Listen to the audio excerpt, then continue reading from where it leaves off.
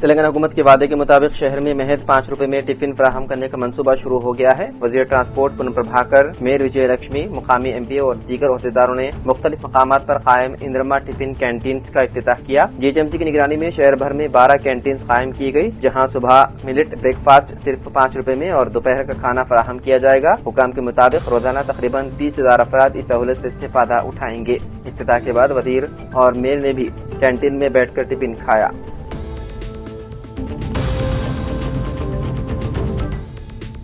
ملک میں تہواروں کا موسم شروع ہو چکا ہے۔ درگا پوجا، دسہرہ، دیوالی اور چھٹ آنے والے ہیں۔ ستمبر کے آخری 2 دن باقی ہیں اور اکتوبر کا نیا مہینہ شروع ہونے والا ہے۔ پیر سے شروع ہونے والا ہفتہ چھٹیوں سے بھرا ہوا ہے۔ 29 ستمبر سے 5 اکتوبر تک پورے ہفتے بینک بند رہیں گے۔ بینک بند رہنے کی وجہ سے چیک کلیئرنس، ڈرافٹ بنانے، قرض یا پاس بک سے متعلق کام منسوخ رہیں گے۔ جو صارف بینک شاخوں میں نقد جمع یا پیسہ نکالتے ہیں انہیں نقد لین دین میں مشکلات کا سامنا کرنا پڑ سکتا ہے، اس لیے بینک چھٹیوں سے پہلے نقد کا انتظام کرنا سب سے بہتر ہوگا۔ حالانکہ بینک میں چھٹیوں کے دوران on line lane then, U P آئی وغیرہ میں کوئی مسئلہ نہیں ہوگا۔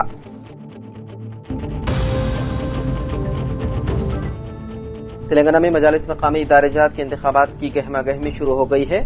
ریاستی الیکشن کمیشن نے M P T C, Z P T C اور گرام پنچایت انتخابات کا شیڈول جاری کر دیا ہے۔ اس سلسلے میں ریاستی الیکشن کمشنر رانی کامودنی نے تفصیلات بتائی۔ انہوں نے کہا کہ پہلے ایم پی ٹی سی اور زیڈ پی ٹی سی انتخابات کرائے جائیں گے، اس کے بعد گرام پنچایت انتخابات ہوں گے۔ یہ عمل مجموعی طور پر 5 مرحلوں میں ہوگا۔ انہوں نے کہا کہ ایم پی ٹی سی اور زیڈ پی ٹی سی نشستوں کے لیے نامزدگیاں 9 اکتوبر سے قبول کی جائیں گی۔ پہلے مرحلے کی پولنگ 23 اکتوبر کو ہوگی، دوسرے مرحلے کی پولنگ 27 اکتوبر کو ہوگی۔ گرام پنچایت انتخابات کی پہلے مرحلے کی پولنگ 31 اکتوبر کو، دوسرا مرحلہ 4 نومبر کو اور تیسرا مرحلہ 8 نومبر کو کرایا جائے گا۔ کمیشن نے بتایا ہے کہ گرام پنچایت کے ووٹوں کی گنتی پولنگ کے دن ہی کی جائے گی، جبکہ ایم پی ٹی سی اور زیڈ پی ٹی سی کے ووٹوں کی گنتی 11 نومبر کو ہوگی۔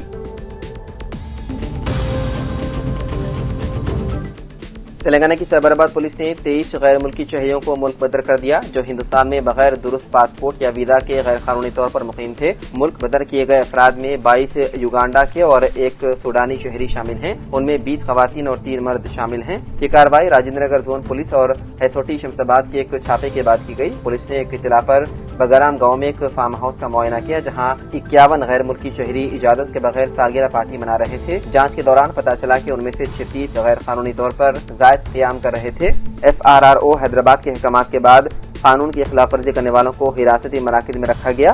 ان میں سے 23 افراد کو پہلے ہی وطن واپس بھیج دیا گیا۔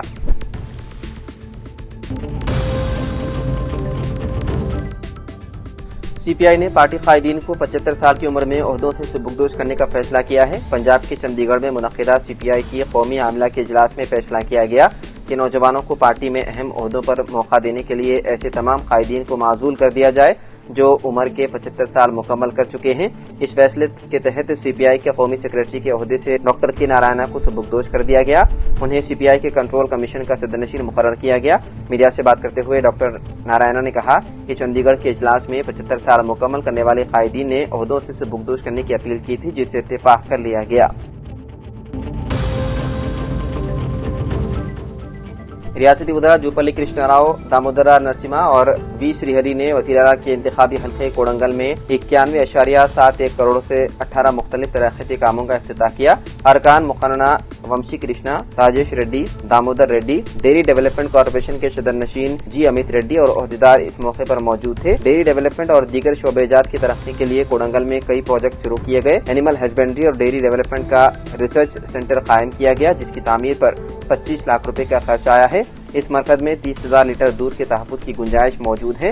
وزیر اعلیٰ کے آبائی گاؤں کونڈا ریڈی پلی میں ترقیاتی کاموں کے افتتاح کے بعد ریاستی وزراء نے میڈیا سے بات چیت کی۔